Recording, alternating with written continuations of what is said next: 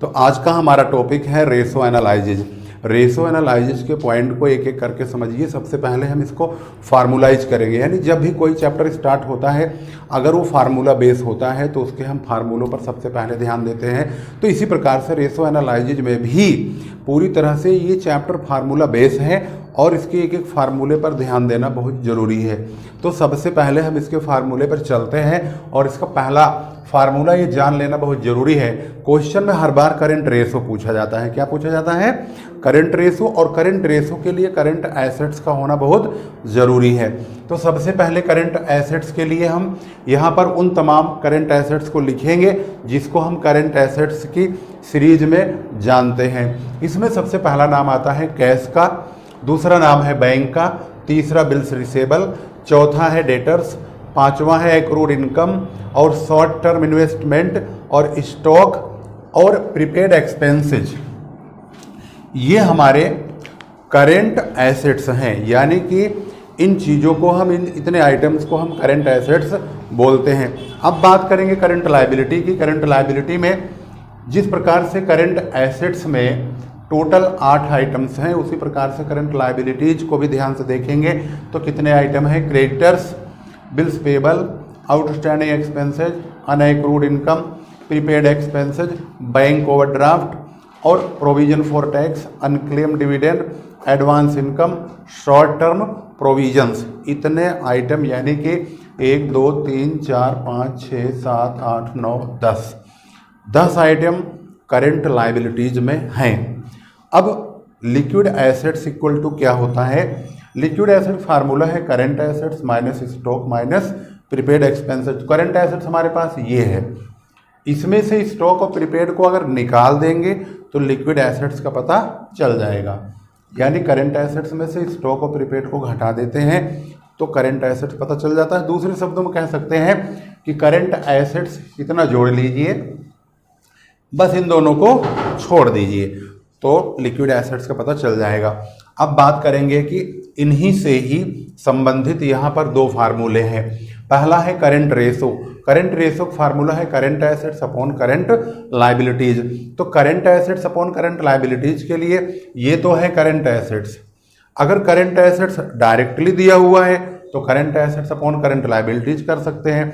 अगर डायरेक्टली नहीं दिया है, इनके आइटम्स ऐसे लिखे हुए हैं, एक बैलेंस शीट बना के दे रखा है, तो उस बैलेंस शीट में से करंट एसेट्स और करंट लायबिलिटीज को छांटना होगा। छांट करके उनको टोटल करेंगे, टोटल करके करंट एसेट्स का टोटल ऊपर और करंट लायबिलिटीज का टोटल नीचे लिखेंगे। इसके बाद आता है लिक्विड रेशो। लिक्विड रेशो के लिए लिक्विड एसेट्स का होना जरूरी है, तो liquid assets upon current liabilities इसका फार्मूला है।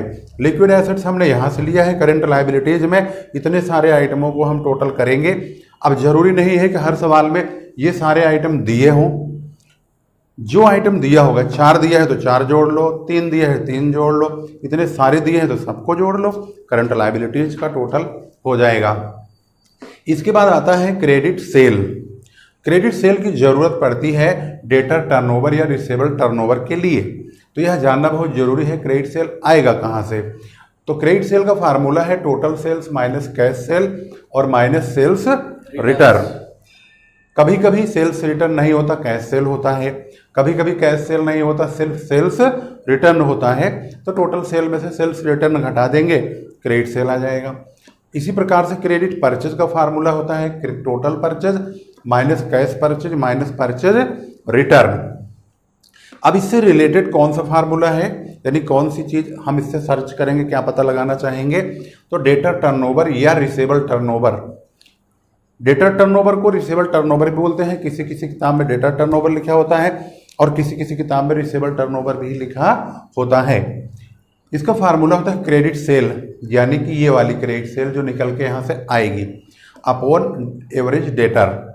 कभी कभी एवरेज डेटर की जगह हम एवरेज रिसेबल्स का भी प्रयोग करते हैं। अब सवाल ये है कि क्रेडिट सेल तो हमने यहाँ पता लगा लिया, अब एवरेज रिसेबल कहाँ से पता लगाएंगे? तो एवरेज रिसेबल का फार्मूला है opening debtors plus bills receivable plus closing debtors plus closing bills receivable. इन दोनों जोड़ के 2 से डिवाइड कर देंगे तो एवरेज ट्रेड रिसेबल या एवरेज डेटर का पता चल जाएगा। कभी कभी सवाल में ये चारों नहीं दिए होते, सिर्फ 2 दिया होता है। अगर ये 2 दिए होते हैं तो हम इन दोनों को ही जोड़ लेते हैं, इन्हीं को ही एवरेज ट्रेड रिसीवेबल कहते हैं। कभी कभी ये दोनों नहीं दिए होते हैं, सिर्फ एक दिया होता है, डेटर्स ओनली, तो इसी को ही हम एवरेज ट्रेड रिसीवेबल बोल देंगे। ठीक है, इसका मतलब ये हुआ कि हमारे 8 फार्मूले हो चुके पूरे। इसके बाद है पॉइंट नंबर 9।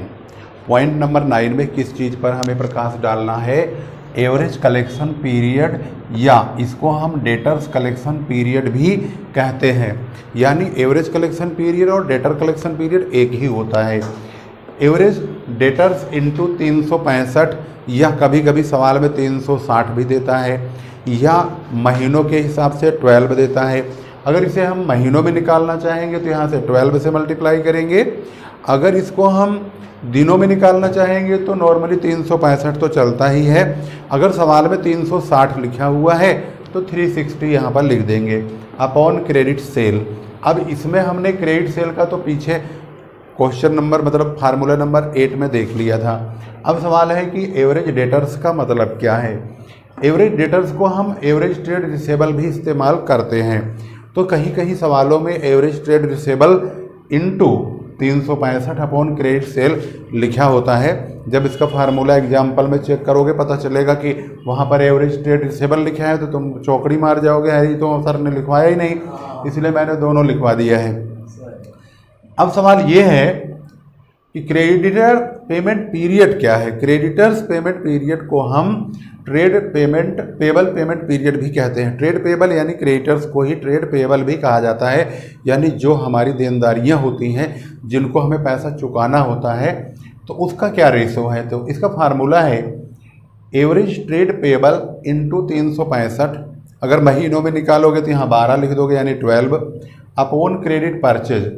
ट्रेड पेबल को हम एवरेज क्रेडिटर्स भी बोलते हैं इंटू 365 अपॉन क्रेडिट परचेज। अब इसमें हमें क्या ज़रूरत है, एवरेज ट्रेड पेबल का मतलब क्या है, जिसे हम एवरेज क्रेडिटर्स भी कहते हैं। Opening creditors plus bills payable, closing creditors plus bills payable upon 2। कभी कभी क्वेश्चन में ये सारे मिलते हैं चारों, तब ये फार्मूला लगा के हम एवरेज ट्रेड पेबल या क्रेडिटर्स निकाल लेंगे।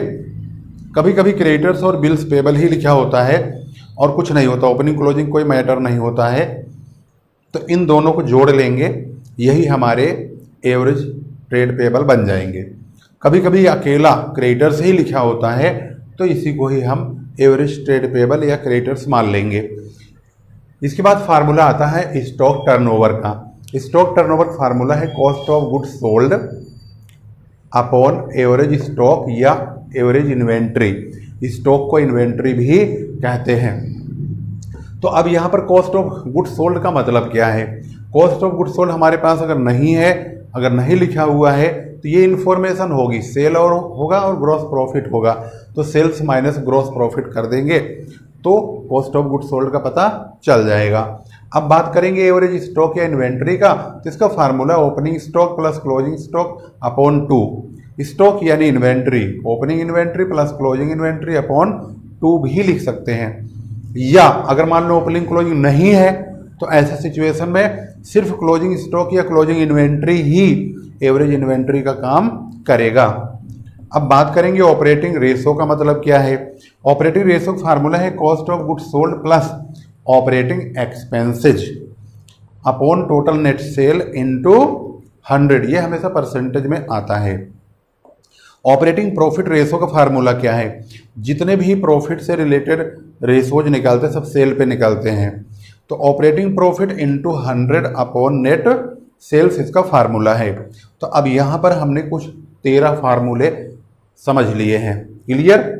तो अगली जो वीडियो हम बनाएंगे या अगला जो लेक्चर लेंगे उसमें हम 13 से आगे की वीडियो बनाएंगे और उसी के बारे में बताएंगे।